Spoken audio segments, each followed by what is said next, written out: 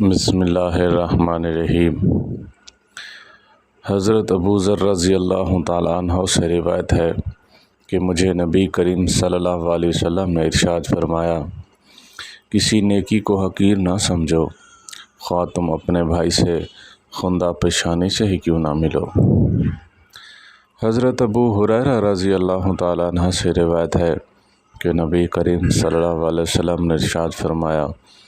کہ جو آدمی مسجد کی طرف صبح یا شام کو گیا، اللہ تعالیٰ اس کے لیے صبح و شام کو میزبانی تیار کرتا ہے۔ حضرت ابو موسیٰ اشعری رضی اللہ تعالیٰ عنہ سے روایت ہے کہ نبی کریم صلی اللہ علیہ وسلم نے ارشاد فرمایا ہے، جو دو ٹھنڈی نمازیں پڑھتا ہے یعنی فجر اور عصر کی نماز پڑھتا ہے، وہ آدمی جنت میں جائے گا۔ حضرت انس رضی اللہ تعالیٰ عنہ سے روایت ہے، نبی کریم صلی اللہ علیہ وسلم نے ارشاد فرمایا ہے، بلا شبہ اللہ تعالیٰ اس بندے سے خوش ہوتا ہے جو کھانا کھا کر اللہ تعالیٰ کا شکر ادا کرتا ہے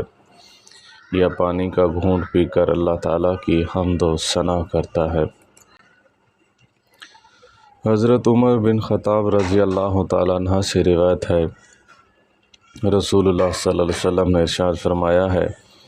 کہ جو شخص اپنے رات کے وظیفے سے یا اس سے کچھ تھوڑی دیر پہلے سو جائے